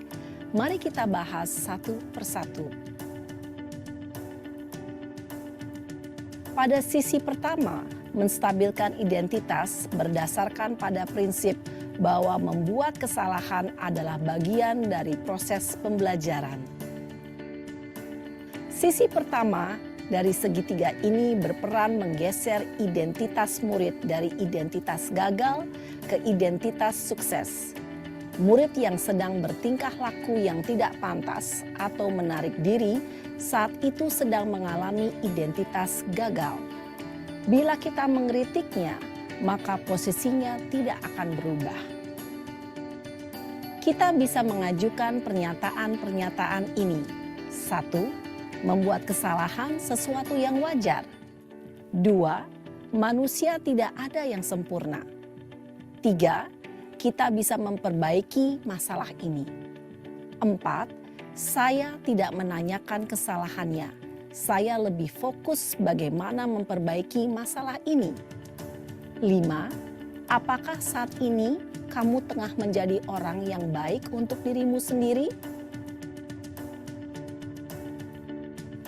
Pada sisi kedua, validasi tindakan yang salah berlandaskan pada prinsip bahwa setiap perilaku berupaya memenuhi suatu kebutuhan tertentu. Guru yang telah memahami teori kontrol akan bergeser dari pemikiran stimulus respon menjadi proaktif dan mencoba untuk mengenali tujuan dari perilaku murid, mengenali dan mengakui kebutuhan murid ini dapat memperbaiki hubungan dengan murid tersebut. Pernyataan atau pertanyaan bisa disampaikan dengan nada suara tidak menghakimi atau memojokkan, sehingga dapat mengembalikan murid pada posisi positif. 1. Kamu bisa saja bertindak lebih gegabah lagi dari ini. 2. kamu bukan melakukannya tanpa suatu alasan tertentu. 3. Kamu melakukannya karena mempertahankan sesuatu yang penting bagimu. 4. Mungkin kamu bisa mempelajari suatu perilaku baru yang lebih efektif. Bersediakah kamu mempelajarinya? Selanjutnya, kita akan simak sisi terakhir, yaitu menanyakan keyakinan. Teori kontrol menyatakan bahwa pada dasarnya kita termotivasi secara intrinsik. Pada saat perilaku yang salah telah divalidasi dan identitas sukses telah stabil, maka murid telah siap mengaitkan keyakinan-keyakinannya dengan tindakannya yang salah dan pemikirannya telah bergeser ingin menjadi orang yang dituju. Pertanyaan-pertanyaan ini dapat mengaitkan keyakinan-keyakinan yang dianut murid. 1. Sebagai keluarga atau kelas, apa yang kita yakini? 2. Nilai-nilai apa yang telah kita sepakati? 3. Seperti apa gambaran sebuah kelas yang ideal bagi kamu? 4. Kamu ingin menjadi orang seperti apa?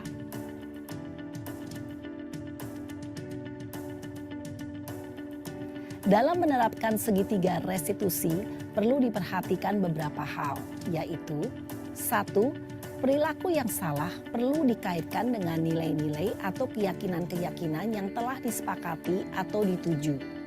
2. Kesediaan orang yang melakukan kesalahan untuk memperbaiki masalah. 3. Pemecahan masalah sebisa mungkin relevan atau memiliki hubungan dengan masalah yang ada. 4. Usaha. Perlu adanya suatu usaha perbaikan dari pihak yang berbuat kesalahan. 5. Waktu. Perlu didedikasikan waktu dari pihak yang berbuat kesalahan. Tanyakan kapan akan mulai diberlakukan usaha untuk memperbaiki masalah. Dengan memahami struktur penerapan segitiga restitusi, diharapkan guru dapat menerapkan posisinya sebagai manajer dengan mengajukan pertanyaan-pertanyaan bermakna yang dapat membuat murid menjadi lebih percaya diri, bertanggung jawab, dan mandiri. Nah, Ibu Bapak Guru perlu tidaknya mengikuti ketiga tahapan dalam segitiga restitusi bergantung pada ringan beratnya suatu permasalahan. Misalnya, bila permasalahan tersebut ringan, maka tidak perlu dijalankan secara berurutan. Bahkan bisa semudah menanyakan, apa keyakinan yang kita sepakati? Dengan menjalankan segitiga restitusi, dengan mengajukan pertanyaan-pertanyaan bermakna, diharapkan murid menjadi lebih kuat secara pribadi, dapat membuka wawasan murid agar dapat menyelesaikan permasalahannya sendiri, semakin percaya diri, mandiri, dan merdeka. Salam dan bahagia, Ibu Bapak Guru hebat.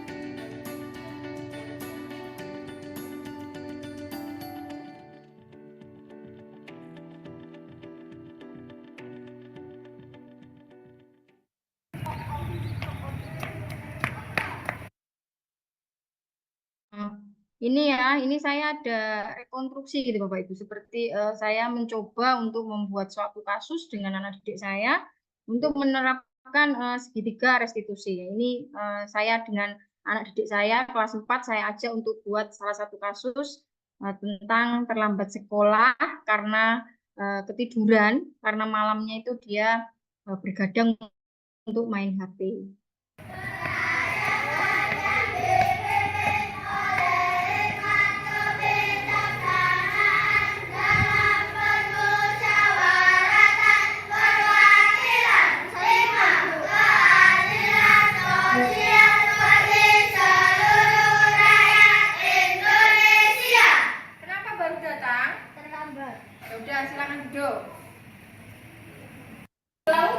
Kemudian yang pertama adalah menstabilkan identitas. Di sini kata kunci yang saya gunakan adalah setiap orang itu punya salah, baik bu guru pun punya kesalahan. Kata kunci satu yang saya punya adalah itu. Sini tahu. Kenapa? Karena terlambat. Tadi datang terlambat karena bangun kesiangan. Kenapa kok bisa bangun kesiangan? Aldo tahu jam berapa harus berangkat di SD kita? Jam 7. Dan tadi berangkat jam 8. Berarti tahu ya kesalahannya ya. Nah, gini nak ya, semua orang itu pernah salah. Bu guru juga pernah salah. Salah itu hal yang wajar. Tapi di sini kita harus cari solusi sama-sama. Mengerti? Kenapa Ini adalah yang kedua, yaitu saya validasi kebijakan yang salah. Suka sekali komentar. Suka. Kata kunci yang saya katakan adalah kamu pasti punya alasan kenapa sampai datang malam. Jadi bisa berangkat lebih pagi dan tidak terlambat. Terima kasih. Kelas kita. Ini yang kemudian yang ketiga, yaitu saya menanyakan keyakinan. Kata kuncinya adalah Aldo tahu apa keyakinan kelas kita? Ya, dia menjawab tidak datang terlambat.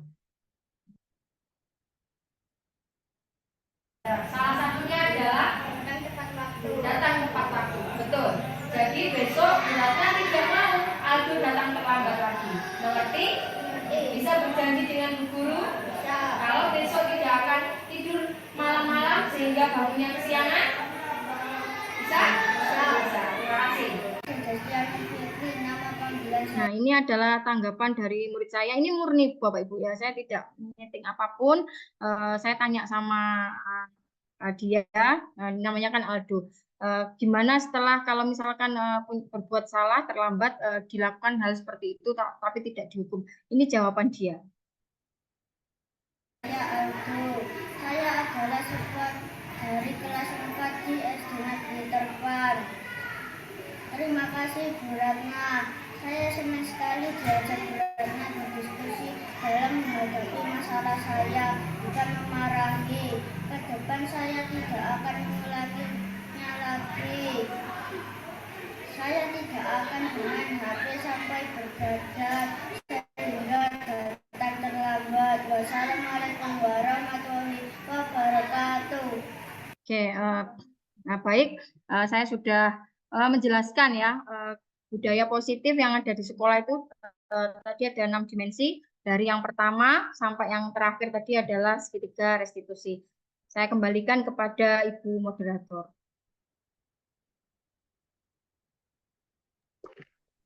Terima kasih Ibu Ratna Susanti, calon guru penggerak angkatan 10 dari SDN Terpan, Kecamatan Babat, Kabupaten Lamongan. Bapak Ibu, dari pemaparan Ibu Ratna tadi kita banyak sekali ilmu yang kita dapatkan ya Bapak Ibu, dari paradigma lama yang belum kita ketahui, sekarang jadi kita tahu oh bagaimana caranya mengatasi anak, memperlakukan anak dengan lebih baik lagi. Sebelum acara diskusi tanya jawab, izinkan saya Bu Ratna ada pantun Bu Ratna. Ada pantun sebentar biar refresh. Tadi sudah mendengarkan pemaparan dari Bu Ratna. Buat tomat disayat-sayat bijinya. Cakep. Oh iya, benar-benar. Pakai cakep ya, biar semangat ya. Oke, saya ulangi lagi. Buah tomat disayat-sayat bijinya banyak dimakan nyengat. Oke. Mari belajar sepanjang hayat. Guru penggerak selalu semangat. Nah, inilah Bu Ratna, guru penggeraknya yang sangat selalu semangat ya. Iya. Cakep gitu ya. Nah, giliran sekarang yaitu untuk peserta ini. Buah duku, buah kedondong. Bapak Ibu guru, tanya dong. Monggo. Siapa yang mau tanya? Tadi saya lihat sudah dari tadi ini ada yang raise hand ini Bu Ratna. Bapak Muhammad Solehudin, guru penjas orkes. Monggo Bapak, silakan bertanya dengan Ibu Ratna Susanti. Oke, terima kasih untuk waktunya. Untuk restitusi sendiri, dari tadi sudah dijelaskan, meskipun saya terlambat untuk mengantar anak-anak pulang tadi, sempat saya mengikuti sebentar untuk posisi-posisi, ada 5 posisi ya, benar ya? Ya. Yang pertama adalah penghukum, pembuatan, yang kedua adalah pembuat merasa bersalah, yang ketiga teman, dan keempat pemantauan. Dan yang kelima, yang terakhir adalah manajer. Dari kelima itu saya setuju sekali sebagai pendidik dan guru tentang pemaparan-pemaparan tersebut dan ilmu yang ada di situ. Tetapi saya ingin bertanya kepada Bu Ratna untuk misalkan solusi yang pertama tentang hukuman, Bu Ratna. Tadi kan video ada dari guru, ada waktu pertama murid itu sempat membentak. Apakah kita sebagai pendidik kita ada menanyai terlebih dahulu alasannya kenapa kok terlambat itu yang pertama. Yang kedua, apakah dia itu terlambatnya itu membantu orang tua atau alasan-alasan yang lain dimungkinkan kita sebagai pendidik tidak langsung memfokuskan kepada siswa tersebut karena kita juga mengajar di siswa SD bukan di siswa SMA atau tingkatan SMP. Itu saja Bu Ratna, mohon untuk dijelaskan. Oke, langsung saja ya. Gini ya Pak Udin ya. Tadi sudah saya jelaskan bahwa ada 5 posisi kontrol guru. Yang pertama adalah sebagai penghukum, terus sebagai pembuat rasa bersalah, teman, pemantau, sama manajer. Nah, di situ juga sudah saya jelaskan bahwa posisi yang paling benar itu adalah sebagai manajer. Dalam manajer itu kita ada yang namanya segitiga restitusi tadi itu. Kita tanya dulu pertama, kita menguatkan dirinya, menguatkan anak didik kita bahwa yang salah itu enggak kamu saja. Bu guru ya pernah salah, orang lain pernah salah. Nah, yang kedua, validasi tindakan yang salah. Di validasi tindakan yang salah itulah kita tanya alasannya apa? Alasannya apa? Samian kok terlambat dan lain sebagainya. Kemudian yang terakhir yaitu menanyakan keyakinan pada dirinya sendiri, salah gak perbuatannya sampean itu. Jadi kalau sebagai penghukum ya yang dipikir hanya pokoknya kamu salah, saya hukum kamu, seperti itu. Makanya kenapa posisi penghukum itu salah, tidak dibenarkan. Yang paling benar adalah posisi sebagai manajer. Jadi sudah saya jelaskan perbedaan sisi negatif dan sisi positifnya dari kelima posisi kontrol tersebut. Terima kasih. Terima kasih Bu Ratna. Oke, saya kira cukup ya, satu pertanyaan aja. Selebihnya nanti bisa ditanyakan, kan kita sudah ada grup WA yang saya buat tentang diseminasi budaya positif ini. Saya kembalikan kepada Bu Nurul. Ya, terima kasih Bu Ratna. Gimana Pak Muhammad Solehudin, sudah puas dengan jawaban dari Bu Ratna mengenai yang ditanyakan tadi? Sangat puas sekali untuk jawaban Bu Asesor kita pada siang hari ini. Ya, alhamdulillah. Oke, terima kasih Pak Udin. Iya, jadi kita bisa merubah mindset kita untuk lebih baik lagi ya setelah mendapatkan pemaparan dari Bu Ratna. Oke, Bu Ratna, kita nanti sambung unek-unek yang belum bisa tanyakan. Nanti disambung di grup WA, Bu Ratna, nanti dijawab dengan Bu Ratna sedetail mungkin. Bapak Ibu, demikian dari sebelum kita menutup ini, saya ingin ada salah satu peserta yang menyampaikan kesimpulan dari apa yang telah saya sampaikan. Pesan-kesan. Kesimpulan atau pesan-kesan, atau monggo. Barangkali ada yang mau menyampaikan dari apa yang telah tadi saya paparkan. Terima kasih. Siap. Monggo Bapak Ibu guru yang bisa menyampaikan pesan dan kesan dari hasil pemaparan Ibu Ratna Susanti. Monggo silakan raise hand atau langsung di-on-kan. Monggo silakan Bapak. Saya Bu.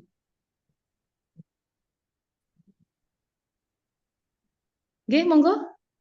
Silakan Ibu. Dari mana? Terima kasih atas waktunya Bu. Saya dari SDN Sugo. Iya. Setelah saya menyimak materi-materi budaya positif dari Bu Ratna, dari konsep intinya mulai dari disiplin positif sampai segitiga restitusi, memang benar bahwa perjalanan kita sebagai pendidik itu tidak mudah. Bayangkan jika kita mengimplementasikan semuanya di sekolah. Tentu kita membutuhkan waktu yang sangat-sangat lama sekali. Nah, untuk itu, untuk mewujudkan siswa yang merdeka, mandiri, dan bertanggung jawab, kita sangat-sangat perlu untuk mengimplementasikan budaya positif ini ke sekolah kita. Demikian refleksi dari saya, Bu, dan terima kasih untuk Bu Ratna. Ilmu baru yang saya dapatkan hari ini sangat detail sekali, sangat mudah dipahami. Terima kasih, Bu. Ya, terima kasih Bu Lala. Bu Lala tadi dari SD mana ya? Belum disampaikan, ya? SDN Sogo, Bu. Oh iya, terima kasih Bu Lala atas pesan dan kesannya. Oke, Bapak Ibu, terima kasih. Barangkali ada lagi yang mau disampaikan, Bu Ratna? Apa Oke, sudah closing statement? saya minta sebelum closing ya, untuk kenang-kenangan saya juga, untuk nanti karena ini juga salah satu tugas saya mohon untuk on cam kita foto sama-sama dulu agar apa yang saya berikan nantinya itu memang benar-benar ada beliau-beliaunya seperti itu. Mohon on cam sebentar aja kita foto sama-sama. Pak Yunus. Ya, monggo. Yang masih off on-nya kameranya di on kan? Ibu Siti Sufariatu, Bu Cindar di on kan cam-nya? Pak Anjar. Wajah senyum cantiknya mana? Bu Denis dari tadi senyum-senyum ya Bu Denis ya. Semangat Bu Denis ini. Monggo yang lainnya Bapak Ibu kita foto bersama dulu. Ya, saya ambil foto ya. Saya hitung terlebih dahulu. Satu. Kita bikin gerakan sama-sama yuk. Sarang ilmu ya. Terima kasih. Ini. Satu. Oh, pakai sarang hiu. Biar sama nih. Saya ambil foto. Bentar. Satu. Oke. Dua. Sarang hiu. Tiga. Oke, terima kasih. Laki-laki gerakan bebas terserah. Boleh senyum, boleh pakai. Ya oke. Lamongan Megilan ya. Oke, Lamongan Megilan. Lamongan Megilan ini hebat ini guru penggeraknya. Satu, dua, tiga.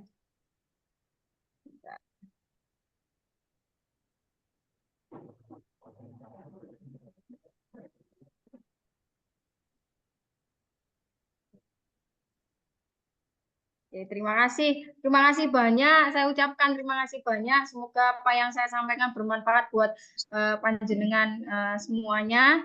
Hati-hati. Ulang nggih. Monggo Bu Nur boleh ditutup. Iya, terima kasih Bu Ratna. Alhamdulillah sarang hiu sudah kita munculkan di SS-nya Bu Ratna tadi. Lamongan Megilan tak lupa ini ya. Kita tampilkan juga. Bapak Ibu terima kasih atas waktunya yang diberikan selama kurang lebih 2 jam ya, 1 jam 45 menit. Kita tutup acara pada siang hari ini, pemaparan hari ini dengan bacaan Alhamdulillahirabbil alamin. Semoga ilmu yang kita dapatkan hari ini bermanfaat dunia dan akhirat dan bermanfaat buat anak didik kita semuanya untuk menjadi guru yang lebih baik lagi. Terima kasih Bapak Ibu, semangat. Salam guru hebat. Terima kasih Bapak Ibu guru hebat, terima kasih. Ya, mohon maaf juga saya selaku moderator ada kesalahan kata, ucap dan tingkah laku. Saya akhiri. Assalamualaikum warahmatullahi wabarakatuh. Waalaikumsalam warahmatullahi wabarakatuh.